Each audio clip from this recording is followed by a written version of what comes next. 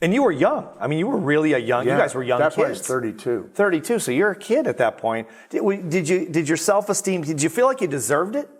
Because that's so much money comparatively. It's interesting. I remember some of those thoughts, like I didn't finish the thought. When we were making 12, 13, 14,000, that was the time that I thought, what is this going to mean? You have the poverty piety thing. Sure. Is this going to make me a bad person? Am I going to start worshiping these things? And several things were happening at the same time. But we were also really beginning to develop spiritually. We were getting to church, and we were working in church, and we were studying, godly principles, as we would call them. And that was having its impact. I was getting great coaching that wasn't materialistic. So it grounded you. Yeah, and then I was rooted in our family. Our family was never about that, and neither was Cindy's. Did you ever think about, so you know how this is, and I'm sure you've heard this a lot of times, people when they start making a lot of money, they think, geez, my parents, I'm making more than my dad did, and I'm making a week than he made his whole, did you ever think of that? Did that ever impact you? I don't know that it impacted me. It took my dad a couple of years to work through. Can't blame him for that one. Because he said, I remember when he used to sit on my leg and wet my leg, he said, and now all this is happening. But it blessed our family. We were building their first house. We got my mom out of the post office where she didn't like working. And a lot of those kind of things happened. And I always just felt the privilege of it. And we're tithe payers. There's a lot of promises that come when you pay tithing. And one is that riches won't be a canker to your souls, a canker being a sore, right? And so we were diligent about those kinds of things. We've always felt comfortable giving it away. And we'd certainly be a lot wealthier today if we hadn't given so much away. But at the same time, that's probably been the biggest joy of our prosperity after taking care of our family. My mom's got dementia. She's the last of our parents left. It takes so much care to take care of a dementia person. We have her in a facility because she needs a lot of help physically and her mind's gone. But I've surrounded her with 24-hour companionship that love her and care about her and have worked with her now for years. And of course, we spend time. And if it weren't for our prosperity, we wouldn't be able to do that for my mom. Sure. And I'd feel a much different burden than I do. There's a certain lightness because I know how well she's cared for by good people. Sure. And that manifests itself in 1,000 different ways in your life. And you see a need and it comes into you can do something about it. Because, you write in your books, if a problem can be solved with money, it's not that much of a problem. Sure. But there are lots and lots of problems that really can be lightened, lessened, or even solved with resources. Sure. And a caring heart. And so you look at these kinds of things. I was at an event where I was sitting behind Bill Gates. I was watching his interaction with people, with his daughter who goes to Stanford. It was in the Bay Area. And I reflected on the fact that he's given $40 billion. Yeah, wow. And he's had such a huge impact on the eradication of childhood diseases in Africa and places like that. He's saved millions of lives. Right. And you think about the privilege of that. Yeah. Right? Because we truly don't take it with us. And so we have it for a reason. I heard one church leader say, we're the Lord's bankers.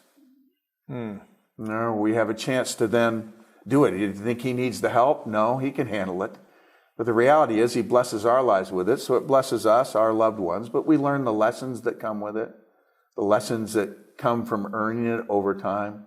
I'm so grateful I didn't win a lottery or something, because if I hadn't had the character growth that came along with building the business and interacting with people, and dumb mistakes that you make, and the lessons you learn the hard way, and the lessons other people's lives teach you, and that growth that then comes with prosperity, it's wonderful. You almost have to have the struggles to really appreciate it, don't you? Yeah. In some way. Yeah. I think it would be almost a curse to win the lottery or something like that and feel like you didn't deserve it. You study the real facts. The evidence supports that. Sure. So now you're, say, 1985. You're doing extremely well. Walk us through the next path of your career. Ongoing leadership development, the ability to develop a capacity to think long term is not something that I think kind of comes naturally to most human minds. We kind of live today, and long term is the weekend, and Sure. and next month is, Yeah. on another planet sometimes. And I remember looking at people who'd been in the business a while, thinking, what's it going to be like when I've been in the business 2 years, Yeah. and then 5 years, Yeah. or 10 years. And now here I am, 65, I'm projecting out the next 20 and 25. Who knows how long I'll live? But the reality is I'll be planning for the future to the very end. Right. And that's a process that really started to take hold in 85, 86, 87, those years. The company had gone through tremendous stretches of prosperity, and it was struggling with some things. Then it was sold in 89 to what in the future would become Citigroup. And I watched that process and a dramatic change and corporate involvement. And I'm not here to comment on all of that, but I was learning other lessons in that time. And then the founder stepped down and was out of the picture. And How did that impact you? Because that was your mentor. yeah, and it was interesting because what it did, I'm wondering if I should tell this story. I was watching an executive in this company shortly after the deal was done. I was sitting at that person's table, and he was quite inebriated, and not something I'm a fan of in business settings and environments. Sure. Lots of people, we do say enough stupid stuff without, Really. without Don't need any help. lubricating our stupidity, right? That's true. Our foolishness. And we were a company that's built with a lot of enthusiasm for recognition. We love making people feel special, and that means you talk about them. And we recognized, the rule of thumb was we recognized, 20 to 25% of the people there. So if you had 1,000, you're going to recognize 250. A lot of people. And they showed up with a list they'd already cut down to 100. It was 10 categories, top 10. Okay. And he looked at the list, and he just kind of shrugged it off and goes, I'm not going to say all those names.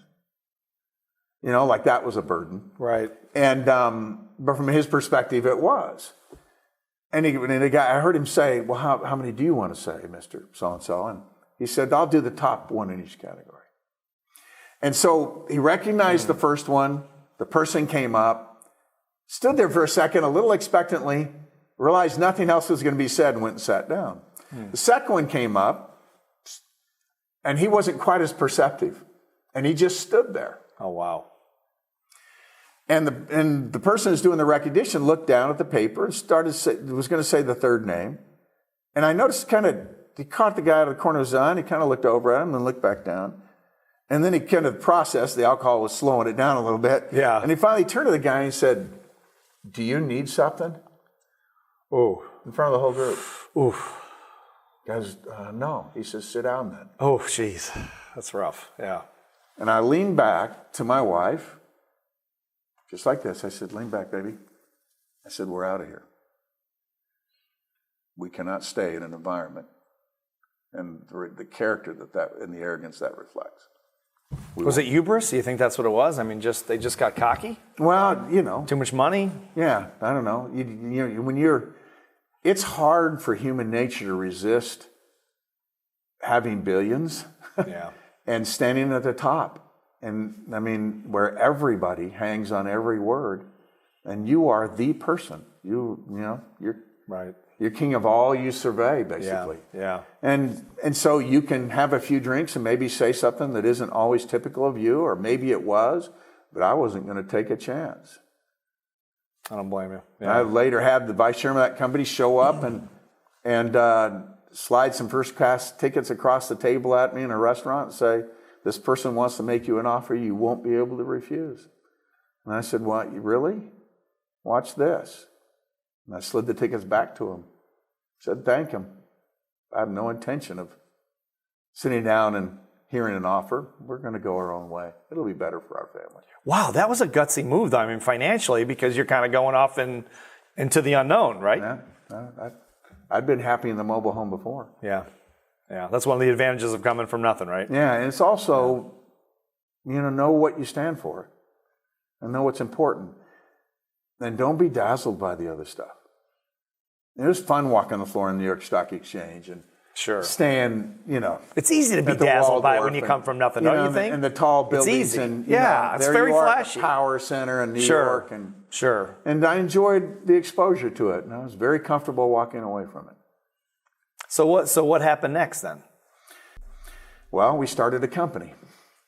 And it was interesting. And, we resigned in 1990. And So your income gets cut off. You're Right. boom. You go from million, whatever it is, 7 figures to zero. to nothing one Yep. day. Wow.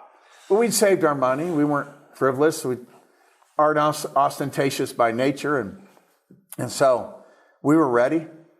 It's interesting. I was just in the home office and I was talking to the person who's security out front. I said, I remember the groundbreaking in this building. I also remember the moment the egg got fertilized.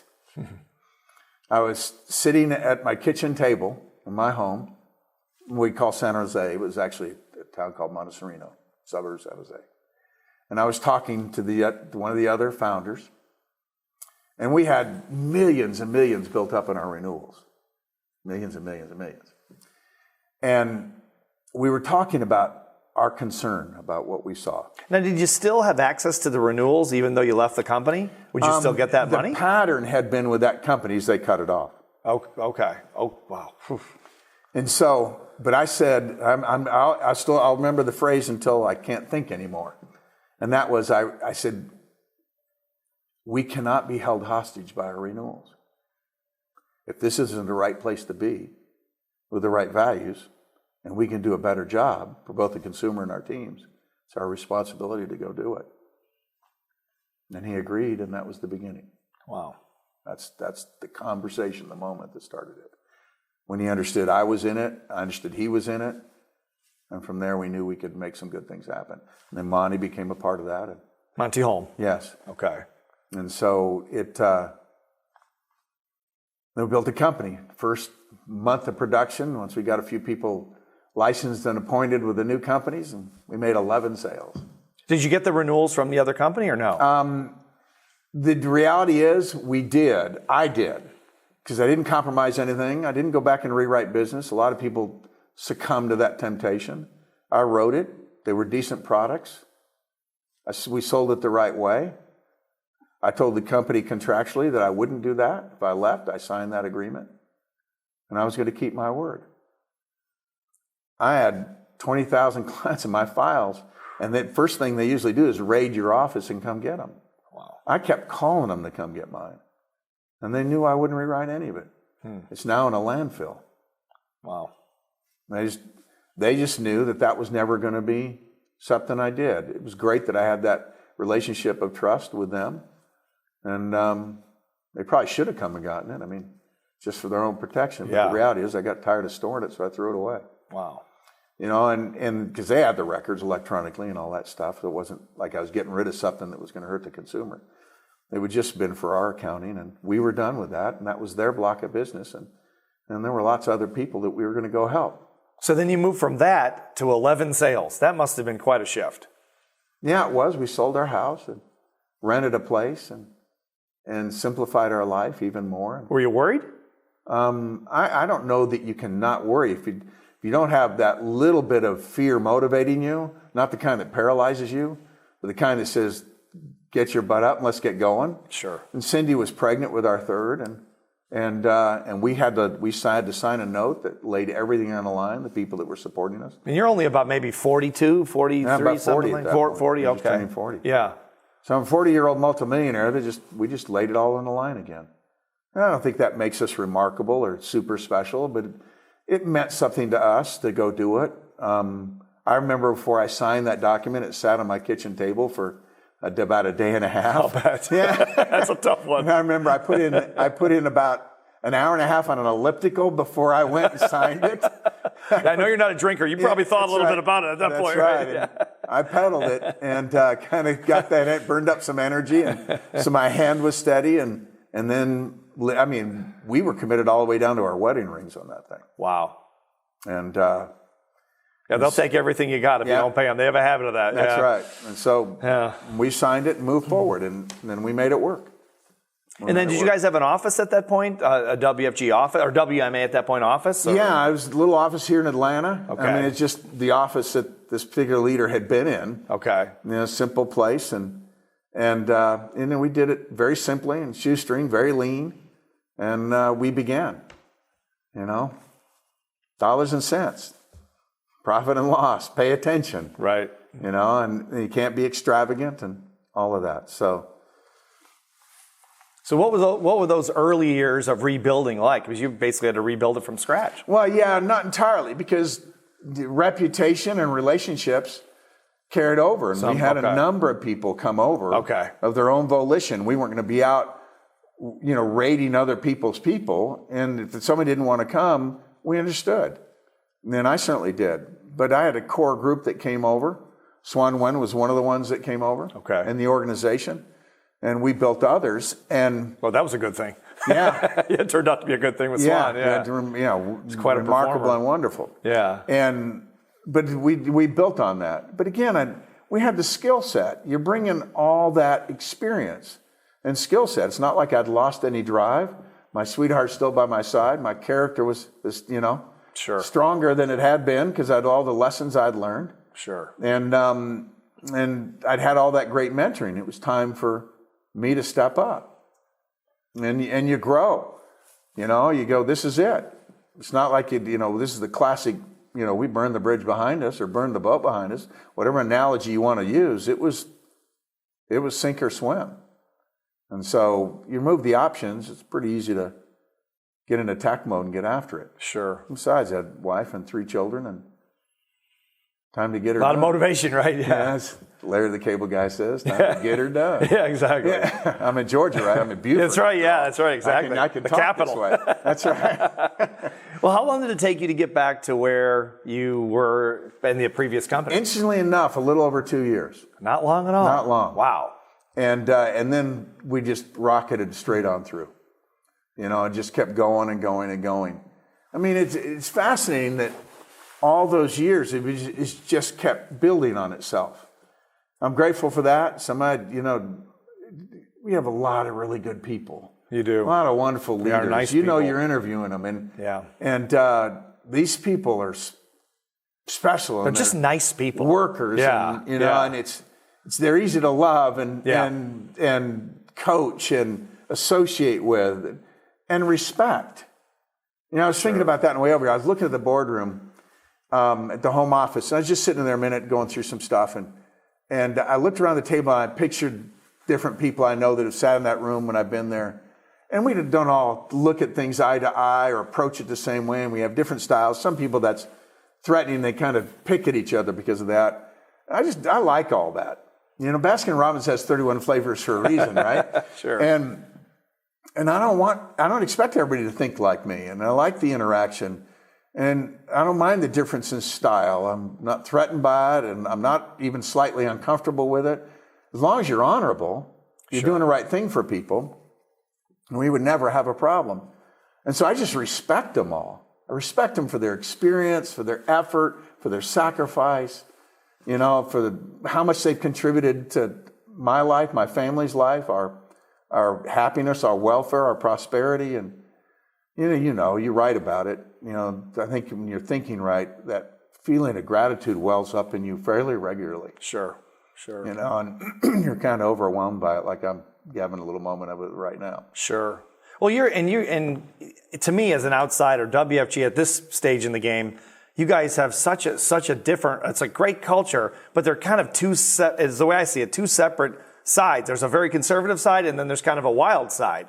Do you think that works hand in hand, or do they clash at all, or how does that go? It depends on what you mean when you say wild side. There's a wild side where I'm going to beat you with a stick type wild, because you're being stupid. Yeah. And Well, I mean, kind of the Ferrari driving, private jet flying side, and then the very conservative side. I have very close friends who occupy some of that territory. I know you do. Yeah, that's what I asked. I'm not that. Every time I look at a plane, I go back and buy another ticket. And exactly. I just can't. I'm with you on that one. Yeah. I'm Delta. That's as close as I'm getting. Yeah, that's right. I think I'm living wild when I'm flying first class. Yeah, me too. Yeah. And so, and I followed Gates. Gates flew coach for ages. That's true. That's after right. he was a multi-billionaire, because right. he felt the responsibility for that example. Right. And he finally broke down and said, enough. You need the leg room. That's right. Yeah, exactly. But the reality is, I think there is kind of a, what would you call it? A dynamic tension between the two. And I think there's doing things when you can afford it. But here's the problem. I remember the first Mercedes I bought. And I wrote a check for it. And it's special. I called the dealership. Said, I'm thinking of this color with this leather and this color with this leather. And they drove them both to my house, stuck them in the driveway. Once they're side by side, I clearly wanted that one. Right. I wrote a check. They handed me the pink slip, and they got in the car and drove the other one home, back to the dealership. I thought that was a nice way to buy a car. Right, yeah. The problem with it is that I then got a Mercedes epidemic in my organization. Oh, is that right? Yeah. I had one guy living in a mobile home and went out and leased a Mercedes. Yeah. It was larger than his payments. Right. And it was so foolish. And we've got to understand how quickly people succumb to that. That's why they're winning. Oh, they've got that stuff. I've got to imitate it. That old fake it till you make it thing. Now, I believe in keeping a smile on my face even when I'm hurting. Doing my best with that. Sure. If I can't, go somewhere where I can get my head together and come back and not show the hurt to the team, right? Sure. They got to carry their own burdens. Your job is help them carry theirs. Not lend yours to them. Sure. Well, we learned that as athletes too, right? That's right. Yeah. That's right. But in business, in this context, in this setting where you have so many relatively unsophisticated people in business experience, coming from backgrounds like mine, most of us, right? Pretty simple. And we're searching for some quick answer. We all would be. Sure. But it's human nature to want to know, is there a shortcut? Right. Right? And my answer to that is, what's the shortcut? I said, there is one. Do it right the first time. Yeah. And then keep doing it right. And seek a good coach and follow it. And that's the shortest distance between your 2 points. But I look at this stuff and I see people jump that. Especially now with social media. Yeah. Where they're driving with a camera watching their Rolex if it's real. Yeah. If it's even real, right? Yeah, I've got one from China. Yeah, that's right. Costs $14. It's a Rolex. It's a Rolex. Yeah. Very nice, though. So, Very nice. It's like Prado. Exactly. And so you look at these kind of things, and we just have to be careful. Because of our responsibility, we live in a world that's increasingly about bling and superficiality and showing off and pride. And those are really shallow-rooted things. So when you counsel, because I know you counsel most everyone in the company at some point, at some level, do you talk about that? All the time. Monty and I talk about it a lot. I probably talk about it as much as anyone does in the company and a whole lot more. Do you think the flash attracts? Because I was talking to Bryce Peterson about this yesterday, who I know you guys go way back. And I asked him this question. I said, do you think the flashy, here's my Mercedes, here's my Ferrari, all that flashy stuff, do you think that attracts a lower level prospect? Because Bryce said yes to that question. I wanted to ask you.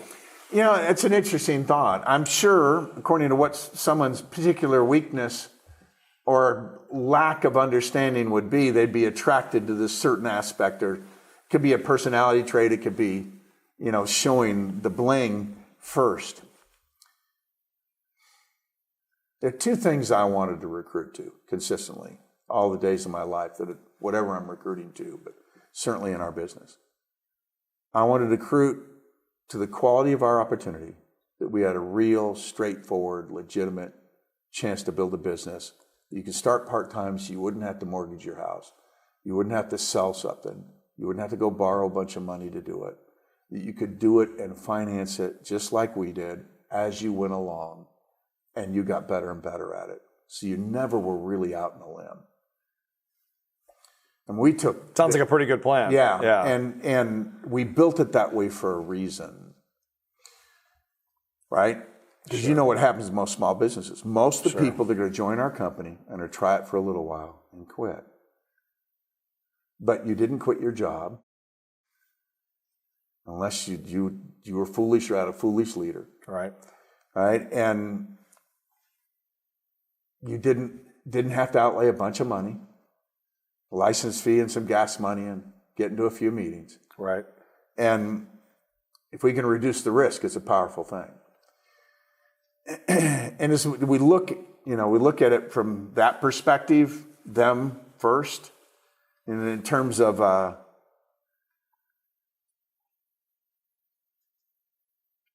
again, people beginning. When you got a bunch of beginners, and you start them out simple, and you let them go without that, with the part-time nature, with the risk. People don't talk about this enough. It's almost do no harm, isn't it? That type of thing? Yeah.